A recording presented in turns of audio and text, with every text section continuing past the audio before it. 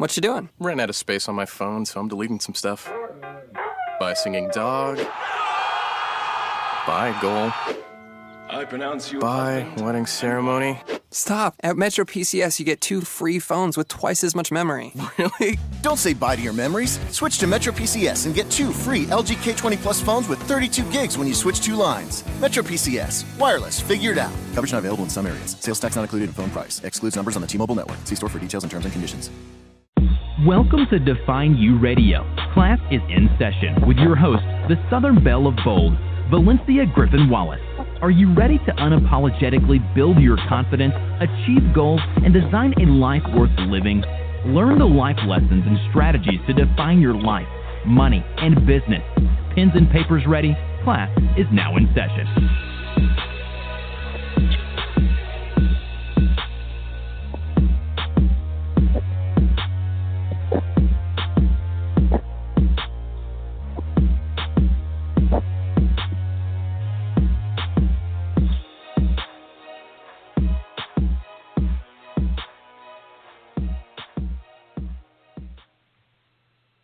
Yes, hello, and welcome to another great episode of Define You Radio.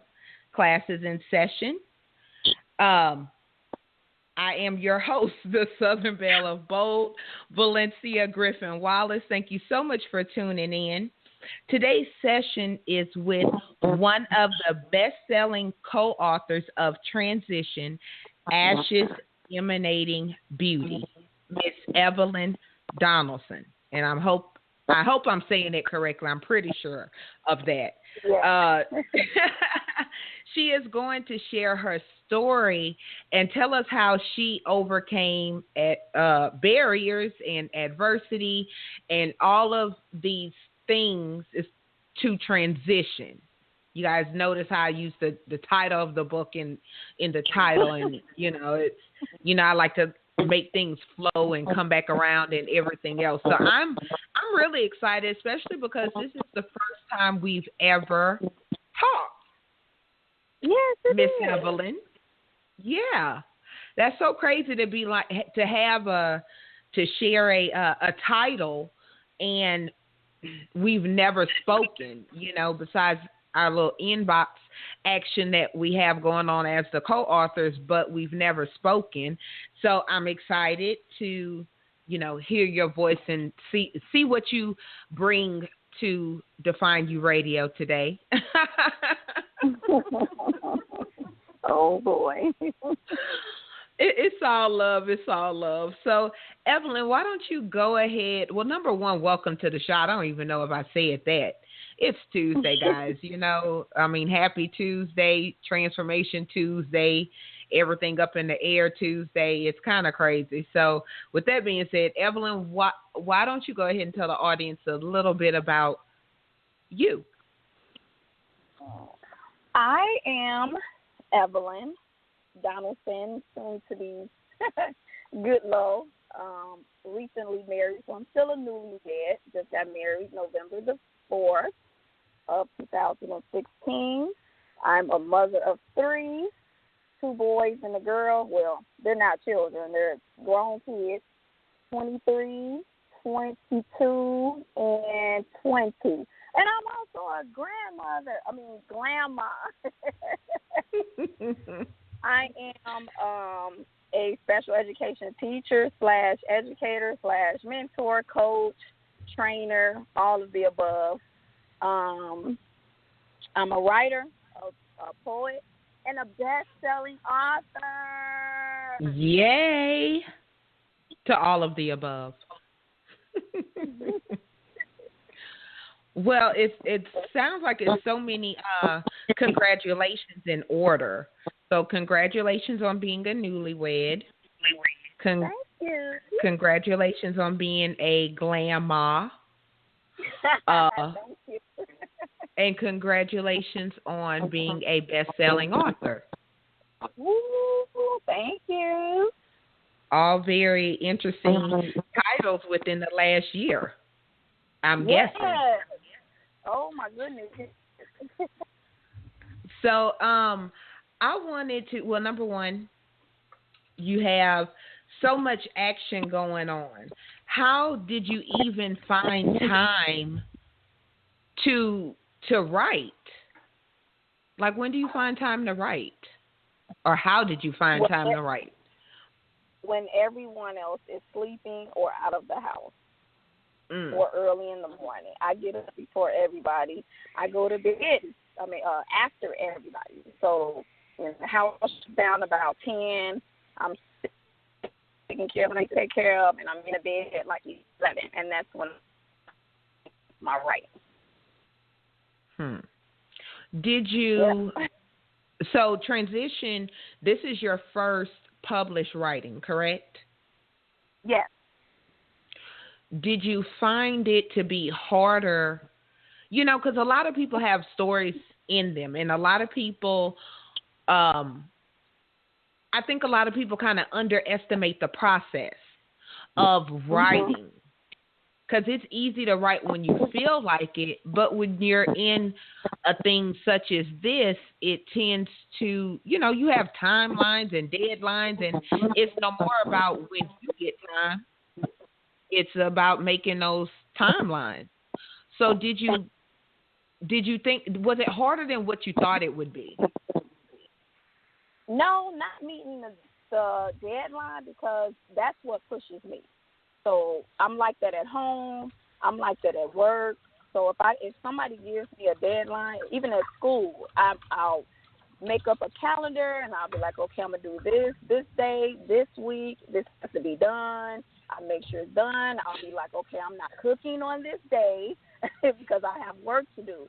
So it's about the time management, being focused, staying focused, being committed, and making a commitment to do what you need to do. And I knew I had a deadline to meet. So when we were to get a deadline, I just went on my calendar. I marked the days that I knew I was going to have time to write. And I was actually taking a class at the same time. I was taking a class.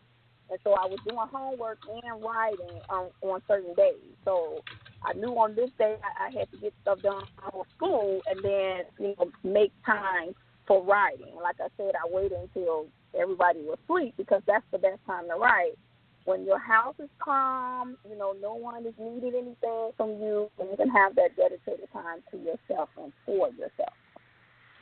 And that is great advice for people that's trying to write. I know a lot of people that are trying to write, and, you know, they always say, Valencia, I don't have the time.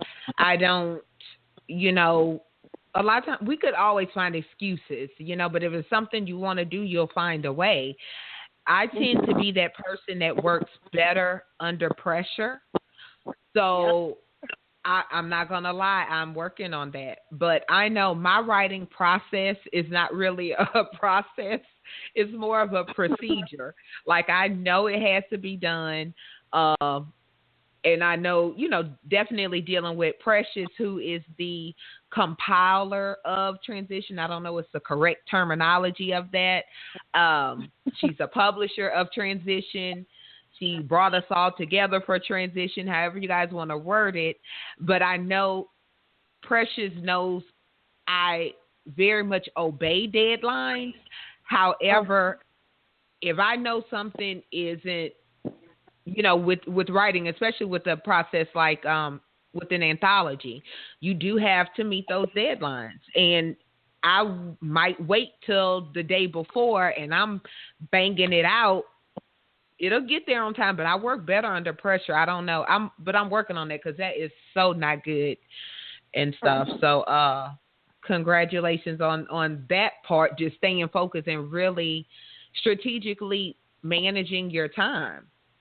Yeah, and I think that just comes from me knowing that I don't work well under pressure. Like, I'm one of those types who's always watching the clock. At school, if I'm taking a test and I'm watching the clock, you know, my hands are sweating. I start panicking, like, oh, my God, I only have 10 minutes left, you know. So instead of going through that, you know, and I know that's how I get when I'm pressed for time, I start ahead of time, and I try to finish before the deadline. So I try to, you know, meet those marks, so I won't have to go through that pressure and that anxiety.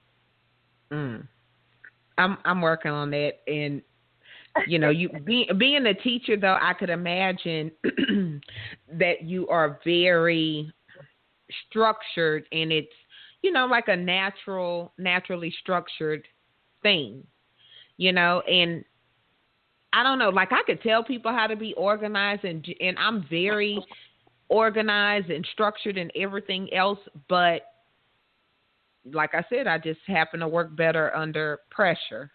So being a newlywed and you're embarking on something new, how was that? Because you're still, kind of was still transitioning into wife mode. Mm-hmm. So how was that? He knew that I wanted to write. When we together, that's what I talked about. I used to send him poems and texts. When we saw each other, I used to let him read something that I had on my phone, if I had it with me. And he was like, "What are you waiting on?" I'm like, "It'll come." I've always wanted to write a book. It'll come. And then he's read several things that I've written, homework assignments, anything. And it's like, oh, my God, you got talent. You got skills. What are you waiting on? So he knew, but it was just a matter of what I needed to get my foot in the door and what I need to push me to writing, which was the night I was up and got the Facebook message, a live video from practice. So I just needed that spark in me to motivate me to go ahead and do it. So did you reel him in with your writing talents? I may need to get your husband on the line. I have questions. Probably on top of me sending him videos of me singing or videos of me reciting some of my poems. Probably. So you put all the bait on the hook. I'm gonna leave that alone, but we may have that's to another do topic. Right, I was gonna say that's what we may need to do another show, like how to bait the hook. That's what it's gonna be called. So guys, y'all look for that upcoming show, and we'll call it the Housewives of Define You Radio. Oh my goodness. So I have a question. Then we're going to get into your chapter, because your married last name, being that you were married when you went into writing transition, why did because Donelson is your maiden name, correct? Mm-hmm. So what was that decision? Like, did you think about, okay, should I use my married name, my maiden name, or what was that decision? Because you were already married when transition came out.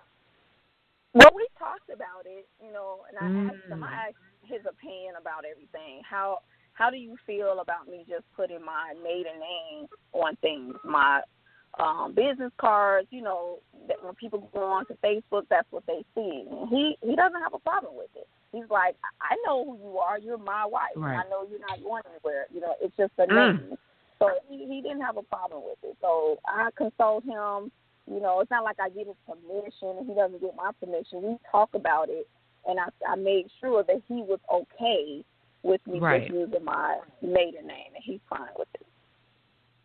I love that, because that is like a huge part of being married. A lot of people, even something as simple as that, which somebody else may not have thought about. This is the discussion me and my husband need to have, but that's all part of making a marriage work, and that communication factor, definitely. So I applaud you for that, and that's another lesson, guys. Class is always in session, so you should have your pens and papers taking notes on some of the things that have already been dropped.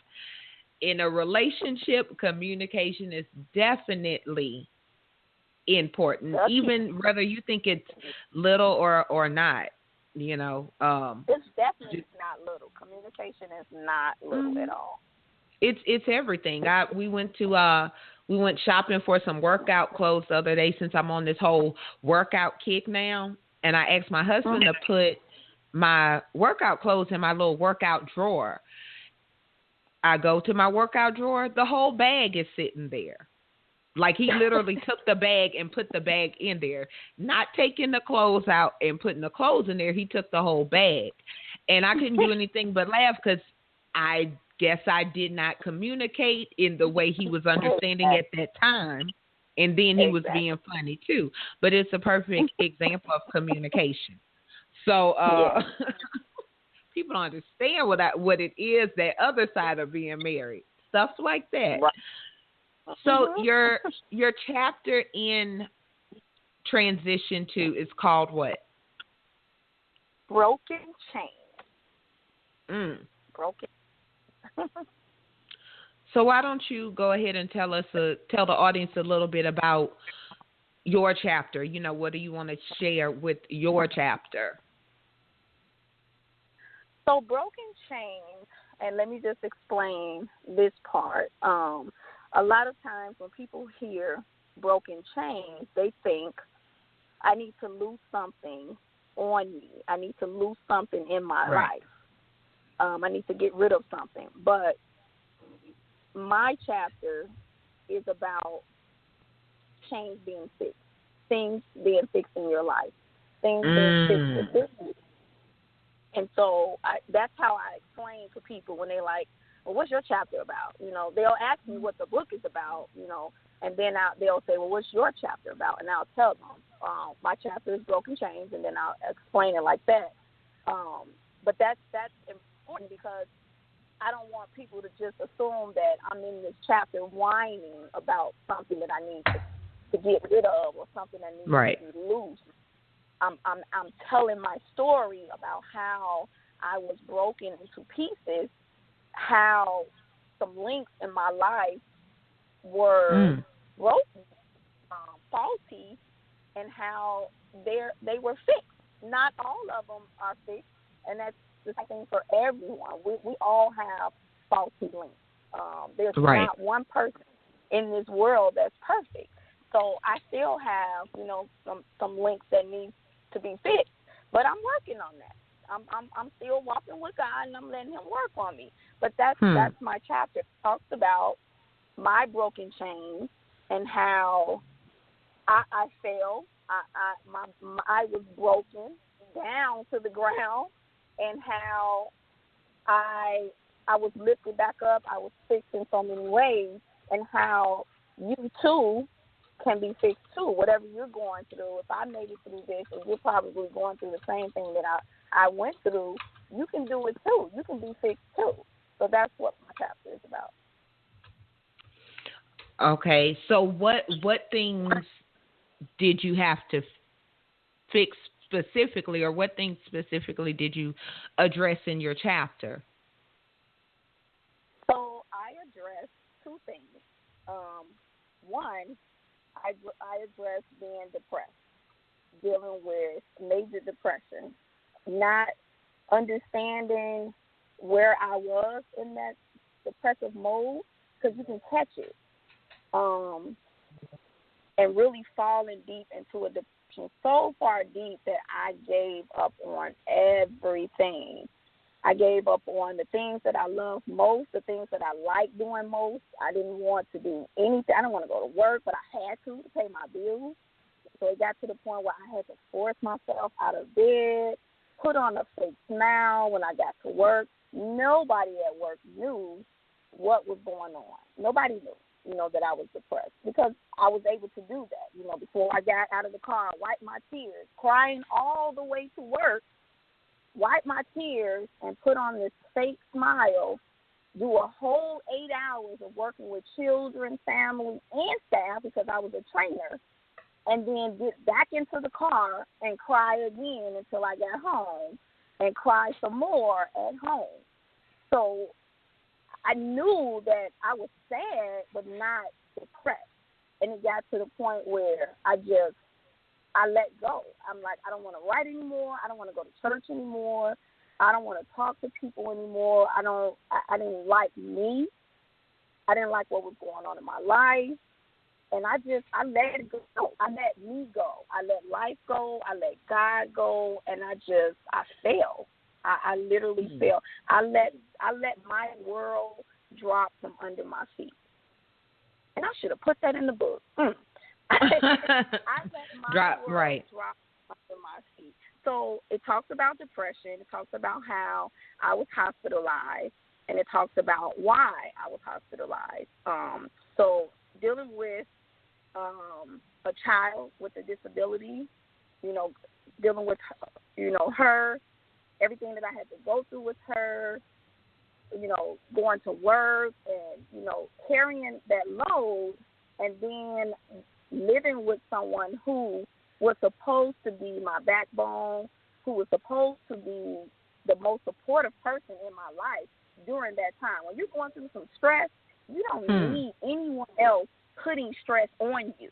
You need that person to lift you up, to take some of that load off of you. But I didn't have that. Instead, I had someone adding on to the stress that I was already dealing with my child and, the disability, going to the hospital, staying up late at night, coming home at 3 or 4 o'clock in the morning, having to still take care of the other 2 kids, getting up to go to work, cooking, cleaning, all of that stuff. So instead of that person helping me, let me help you get rid of, let me take some of that load. They added on.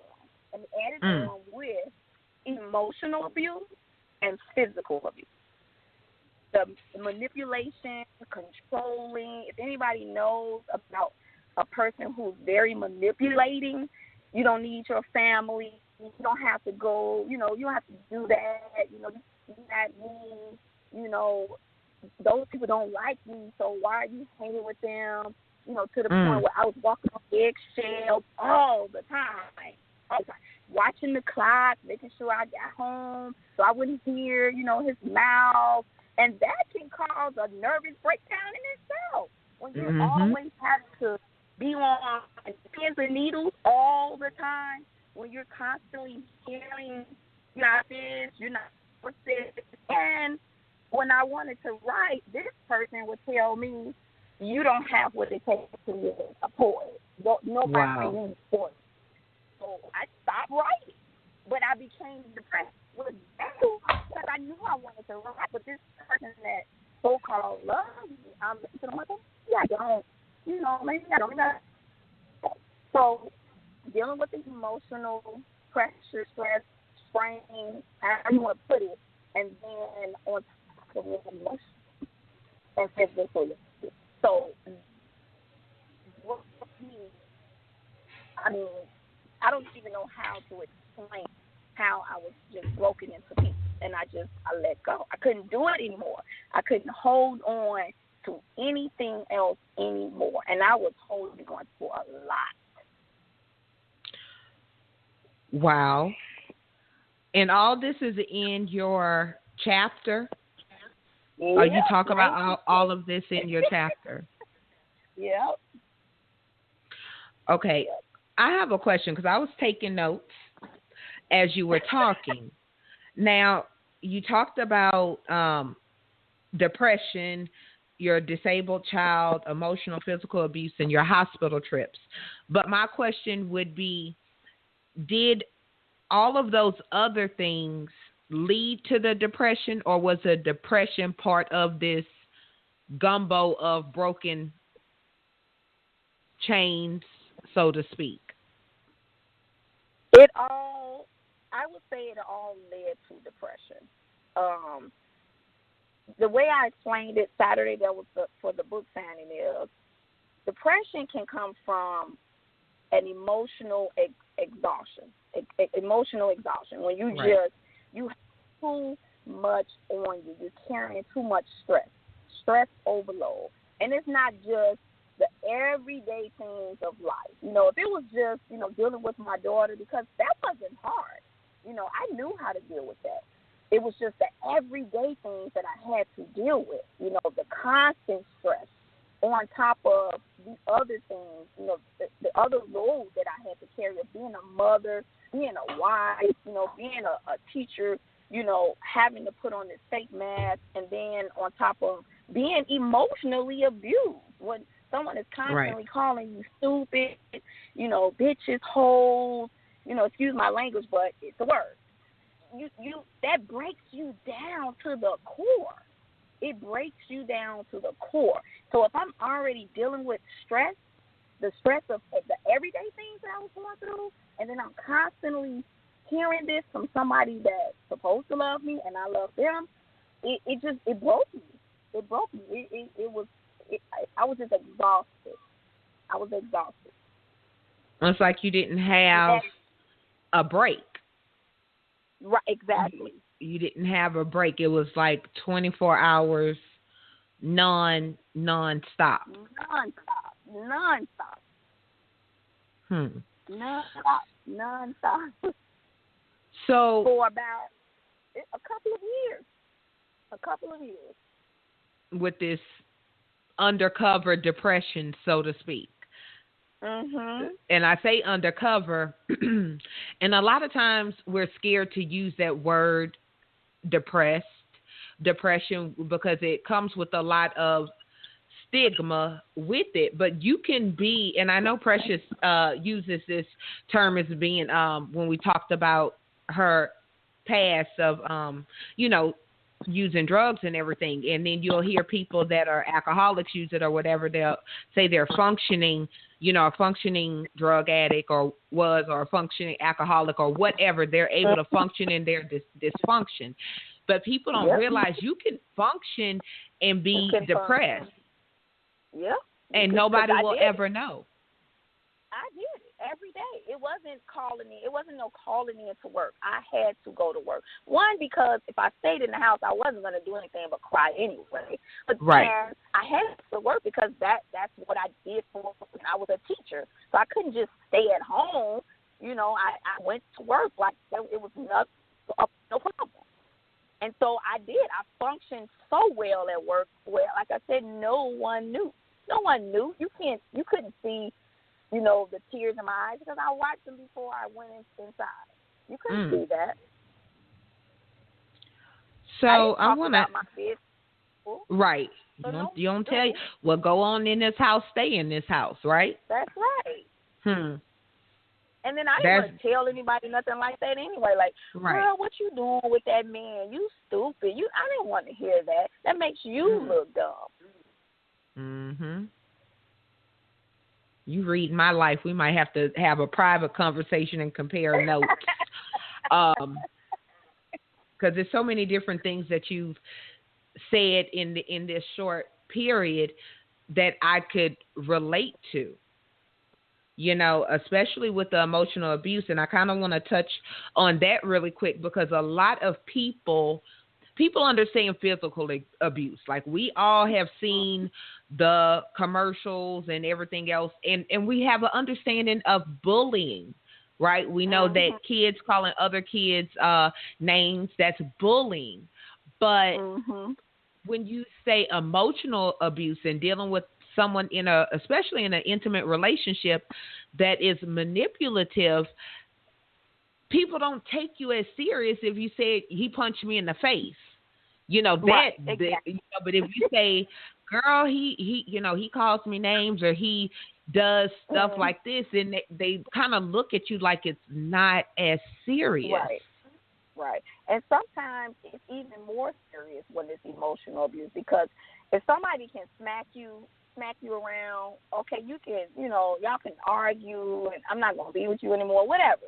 But when someone is constantly breaking your soul down with hurtful words, with torture, because I was tortured, with manipulation and control, because it was more about him controlling me, telling me, your skirt is too short, the whole, like my skirt was up to my knees. What am I doing wrong? Things like that. And just a constant of, you didn't fix my food right. How dumb can you be? Things like that. My food don't taste good, so I got to be dumb because your food don't taste good. So the constant, if it wasn't one thing, it was enough. Something different every day. Something different every day. I mean, it wasn't a day that went by where I didn't deal with the manipulation, control, and the verbal, name calling, just everything, everything. And that it just broke me down to think that somebody that's supposed to love me thinks that way about me. And it wasn't I want a divorce, and because I'm church going, so take it to God. Read your Bible. Things, go to counseling. I tried everything. I tried counseling. I tried taking it to God. I tried taking it to the pastor. I tried reading my Bible, listening to gospel, but it didn't go away. Emotional abuse don't go away like that because it's the other person that has the problem. That's like a whole other show. But I feel that's like we've kind of like set up two other Define You radios. But I want to you hit so many parts with that emotional abuse, and then it lasts longer than physical abuse. So yes. It leaves a residue. And Scar. I want to ask you, how long ago did you get out of that situation? When I got out of that, it was January of 2013 when I got out of that. And it's the reason I'm asking that, because I know now, you're married, and I'm hoping have a happy, healthy relationship. Yes, Lord. So when you got into that relationship with the hubby, is that a discussion you had to have with him? Did you come off and say, look, I dealt with all this abuse, just so you know, I'm not for it. You come at me wrong, I might click off. I mean, or maybe that's just a discussion I had with my hubby when we were dating. Like, look, I'm liable to flash out, and it won't even be your fault. But did y'all have that discussion early on, so he kind of knew that there was some residue? Yes, all of the above. He was actually the first person that I told the full, what happened. Not the full story, how I wrote it in the manuscript, but just like pieces of everything that I went through. And he was just like, wow. I'm like, nobody knows. Nobody knows. This is me and you talking. But at the same time, I warned him. I got some baggage. I got some baggage. That type of baggage where I'm scarred right now. Like, I don't trust anybody.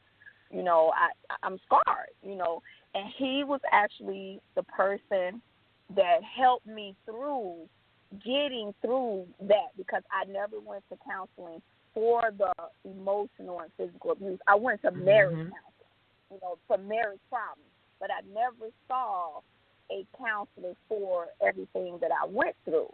And so he helped me through that, talking through it. It was so helpful. I mean, I can't tell you the many of times that something would trigger, something that happened, and he was just like, oh, I'm sorry. And I'm like, no, it's not you. And I'm not a liar, and I don't keep things from people, especially somebody I'm going to be in a relationship with. So I would tell him, every time something came up, I was like, well, until I was able to tell it all. But it was so many times where I just will find myself back in that moment, having flashbacks, and talking to him about it. And he would talk me through it. You're beautiful inside and out. You're not a bad person. It was not your fault. And then him being a man, some of the things that I would tell him, like, baby, you were being manipulated. I know how men work. Let me tell you. He would say this because... Let me break the game down to you. Right. And I'm just like, oh, my God. So for another man to tell me what that man was doing to me, it was helpful to know that none of that was my fault.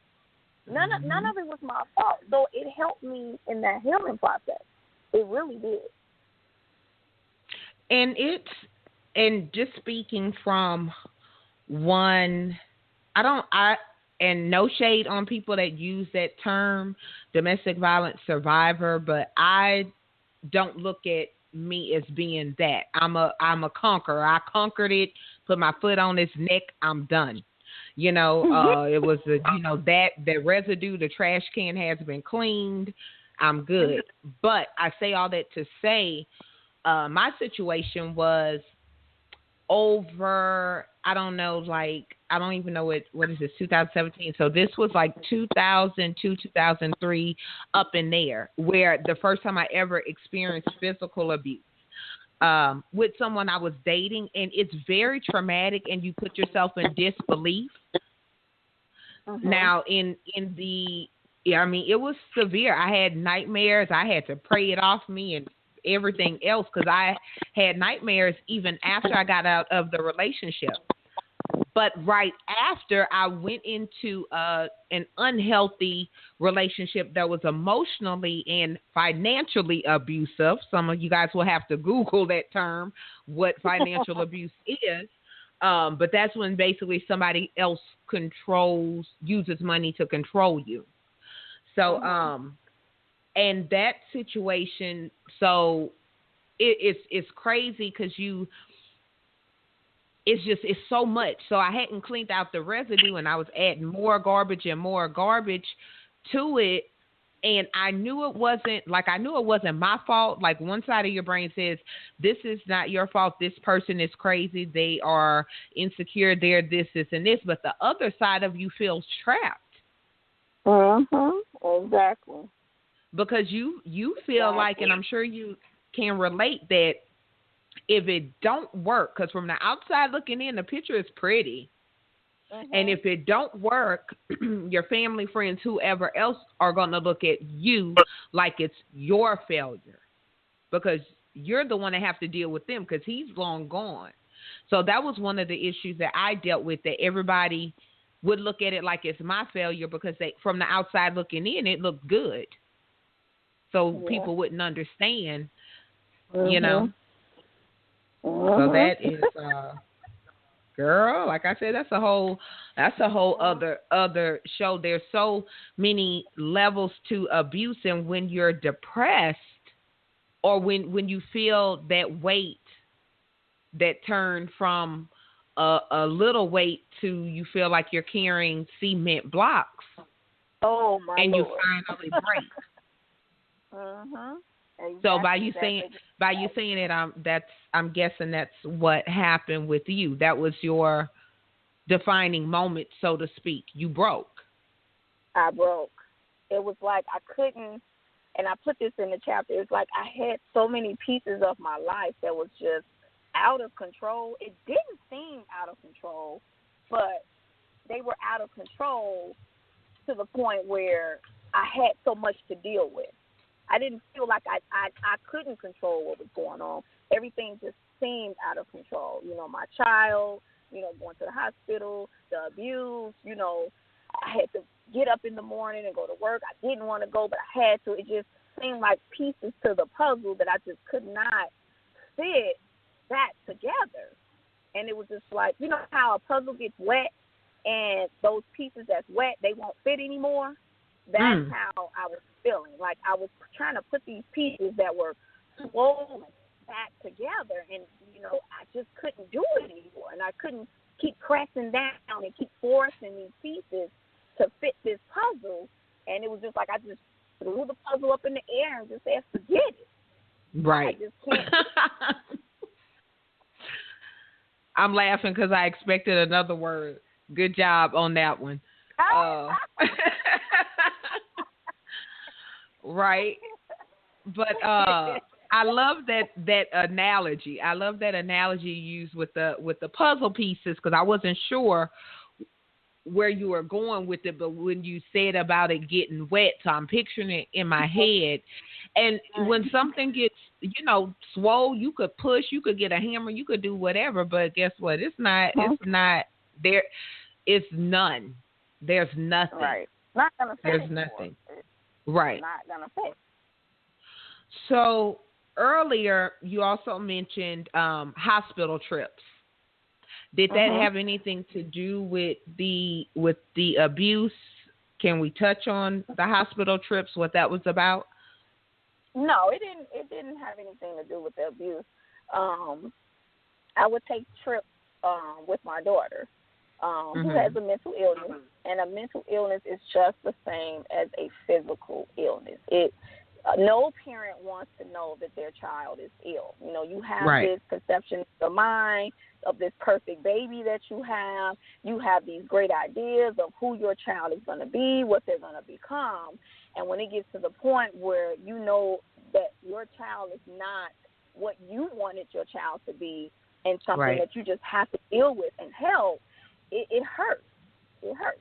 And so that was a stress, you know, overload within itself, just having to deal with that. You know, people say when they find out their child has an illness, they go through the denial period, you know, and it's just like go through grieving.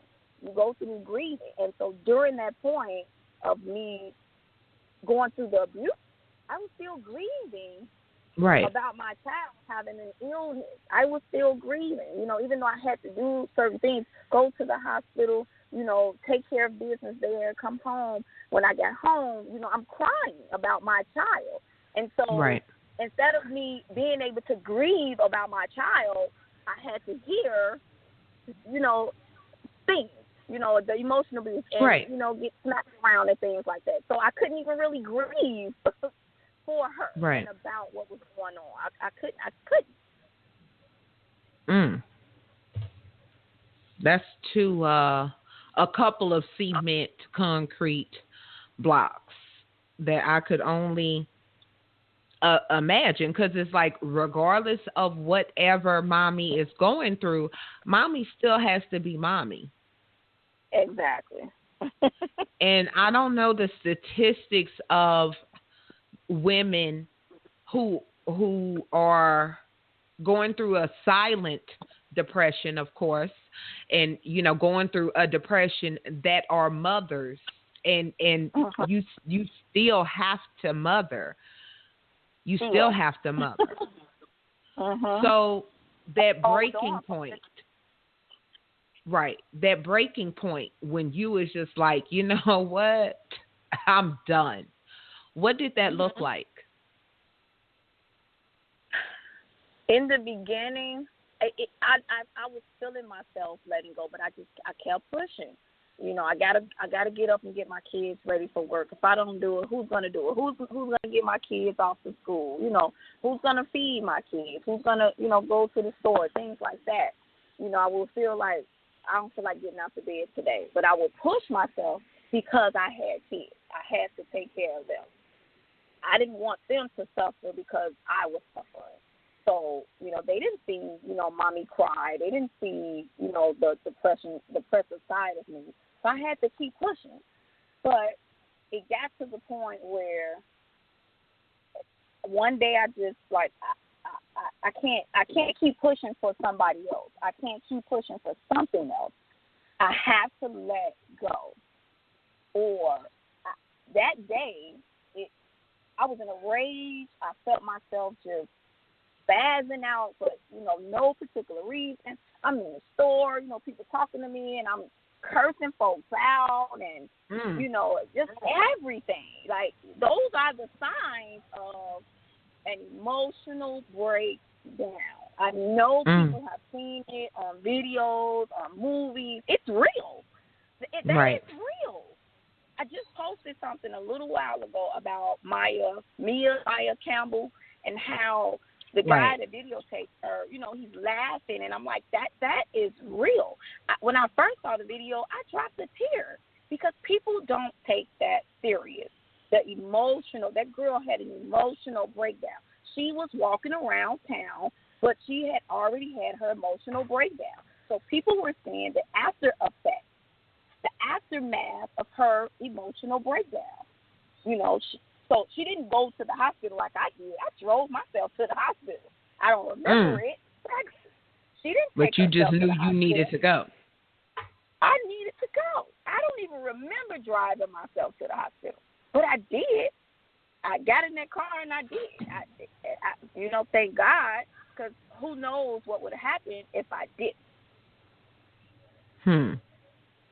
And I know with her stuff has been very public, of course, from her being on whatever I can't remember the name of the show she was on way back in the day. That's what it was. It was okay, yeah.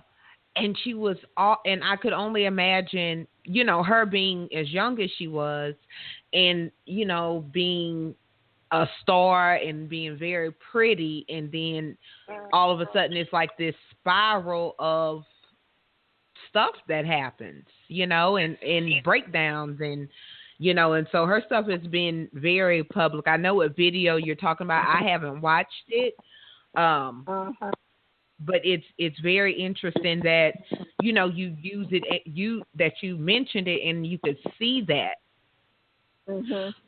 So when you went to the hospital, go ahead. I was just gonna say real quick. My thing is with that is it's all about, she's a dope fiend, dope head. She's on drugs.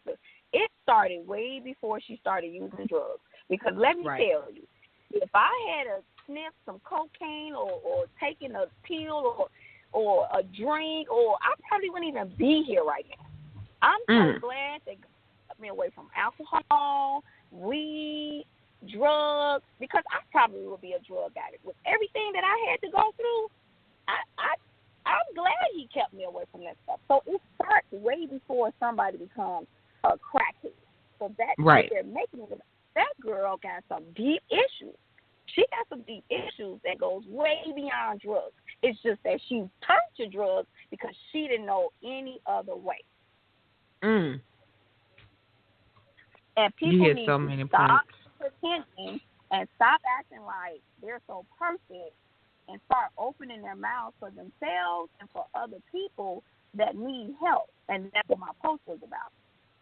And that's why we have so much going on in this world, because people are so afraid to tell what they're going through or afraid to help someone else that they know need help. Wow. You hit so many nails on the heads, or whatever the correct grammar would be for that, since you're a teacher. I don't know if my grammar was correct, but that is very true. A lot of times we get so caught up in our own lives and our own stuff that we don't realize something we've already been through, or even if you haven't been through it, sometimes a listening ear, because we can't always give the advice. We can't always fix it. Sometimes people just need to unload because they have no one to unload to. So I'm crossing off stuff. It's like so much. I think I got like 4 more shows out of you.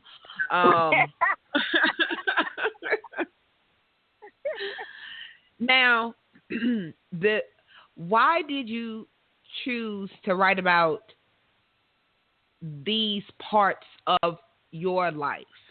Because normally women they just hit like, I don't want to say women, excuse me guys, but normally people might hit like one area, or that's more, I don't know, accepted, more of those discussions that we have. I think really within the last couple of years, you are seeing where people are having more open discussions about abuse, but it's still a side eye, because people that haven't went through it have their own opinions of abuse. So here it is, you're writing about all of these links in your life. What made you decide, okay, these are the links I'm going to write about. I'm going to write about this stuff. What was that? Why did you decide that? One, because I've had people in my ear for years telling me, girl, you got a story. You need to write a book. And so I'm thinking, no, I'm a poet. I write poetry. Like Craig on Friday. He like, right. No, I drink. That was me. That would be me all the time. Like, no, I'm a poet. I write poetry. You want support? The poems, I'll write you a poem. Right. But I had people in my ear for years telling me, you need to write a book. And so, of course, it's in the back of my head. But when the video came on, the Precious Facebook video, the point that she made was, I need some women that's not afraid to tell their life story, something that happened in their life, a transition that's going to help other people, other women, other people, whoever, that's going to help somebody else. That was the first thing that came to my mind. Everything that I went through, in my marriage, everything that I went through with my child, and how I overcame, those struggles, those barriers. And I'm able to tell people, you can do it. It's so easy for me to, when someone has a problem, I can go to them and say, this is what you need to do, or you should do this, or no, you got to believe, inspiring other people, because I've been through that. They didn't know it, but I've been through what you're going through now, so I can tell you how to get over that, or I can tell you what you need to do, get help or whatever. And so those stories were already, like, there. They were there, but I'm like, I'm looking for somebody that's looking for a poet, So I'm like, okay, fine. That those were some transition moments in my life. So I might as well, if I'm going to be helping people and really helping people get over some stuff, then I need to use the stories, testimonies, trials, tribulations that God gave me, because He give us those trials for a reason.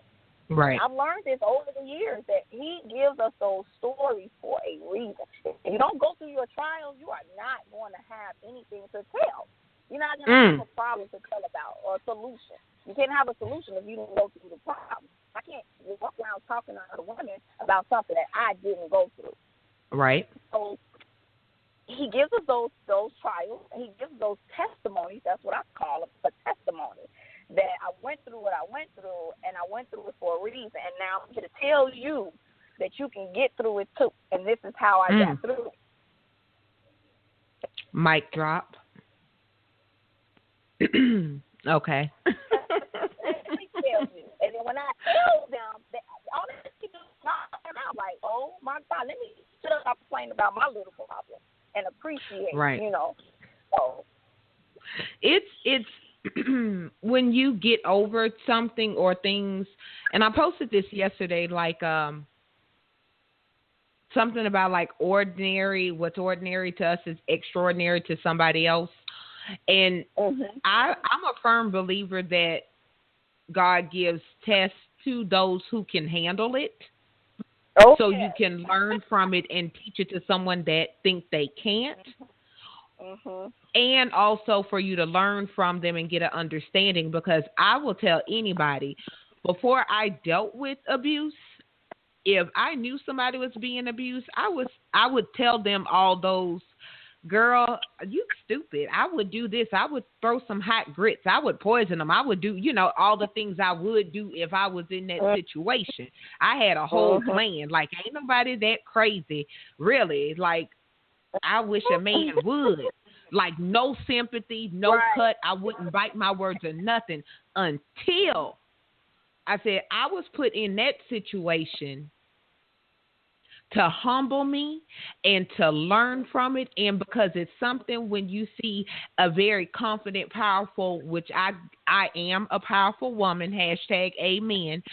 It's something when a woman, when somebody will look at you, Evelyn, with your pretty self and with your strong self, and know that you dealt with this, because people have like their own stereotype, their own stigma of what those situations look like. And for you to say, for me to say, hey, I dealt with it. I'm not what quote unquote society expects with my tattooed self. It looked like I tear it down. But here it was years ago, I was getting tore up. Woo! Girl, the show almost over. That's a whole I'm about other. to start passing the collection plate in the middle. You know, pass the plate, baby. That's a whole other show. Okay, wow, that hour goes by so fast. It does. I still had questions. Like, we need another hour. I know, huh? You guys, there will be a part 2. I promise you, because it's so many things that you hit that are individual shows in itself, because it's things we need to talk about. It's things people need to hear and listen, and you need to see that strength when you look at Evelyn and know that what she went through, and she wrote about it, because everybody doesn't have the courage to talk about what she wrote about. And for that, you deserve a hashtag amen. So, with 5 minutes left on the show, Evelyn, oh my goodness, how can the audience get transition? How can they connect with you? How can they find you and let some of your light rub off on them? My light. They can contact me by inspirationalpsalms@gmail.com, or my Facebook page, which is Inspirational Psalms for You, or my Gmail, my personal Gmail that I check every day. It comes to my phone, edonelson35@gmail. And I will wait and watch out for you. What? My next book. Yes. We watching and we peeping. We watching and we peeping and waiting. And Evelyn, make sure that you post your information on the Define You Radio Facebook page, because that is the go-to place, guys, for information, for, the show recaps, information about guests, and also to get in touch with them. And you guys definitely want to connect with Evelyn, because, like that cliche saying you hear all the time, I don't look like what I've been through. It's like it's cliche, but true. And when you look at Evelyn all poised and put together, and I can't give her the title Southern Belle too, because she's not in the South, but when you see that look in your face, it's very like people wouldn't expect it, I guess. And I guess we have to stop expecting things to look a certain way. So I, number 1, 2, and 3, appreciate your honesty. You're welcome. And welcome you and your transparency, and welcome you to the Define You Radio family. I don't give that title out easily. Well, it has been a great show. Evelyn, thank you so much for coming on Define You Radio. And like I said, welcome to the family. Congrats on being a newlywed. Congrats on being a glamour. Thank you again. And a best-selling author. Yay. Yay. So with that being said, guys, if you enjoyed today's session, make sure you stay connected by subscribing to the show on iTunes and Google Play. Tonight's quote comes from Muhammad Ali. Isn't that interesting? It isn't the mountains ahead to climb that wear you down. It is the pebble in your shoe. I had to read that quote 3 times to understand what it meant. But once you read it to yourself a couple of times, it will make sense. You understand? Because we all have mountains. And it'll be that smallest thing that you could get rid of, because a pebble in your shoe is something you can do something about. And you can climb it. You can climb it. You just have to have the confidence to do so. You have to have the confidence. That's all I have to say. Evelyn, thank you again. Guys, pens and papers down. Make sure you stay up with the show for our next enlightening episode of Define You Radio. Class is officially over. Have a good week. Thank you. Thanks for listening to Define You Radio. Class is in session. Connect with the show at www.defineyouradio.com. Pens and papers down. Class is over.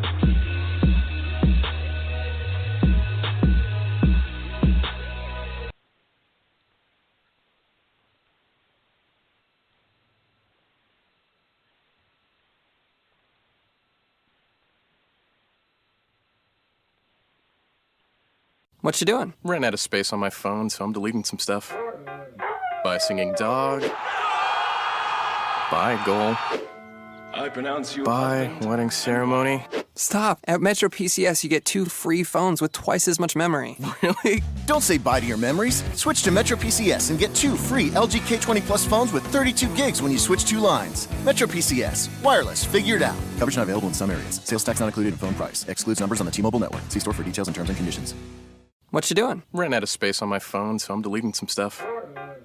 By singing dog. By goal. I pronounce you. By wedding ceremony. Stop. At Metro PCS, you get 2 free phones with twice as much memory. Really? Don't say bye to your memories. Switch to Metro PCS and get 2 free LG K20 Plus phones with 32 gigs when you switch 2 lines. Metro PCS. Wireless. Figured out. Coverage not available in some areas. Sales tax not included in phone price. Excludes numbers on the T-Mobile network. See store for details and terms and conditions.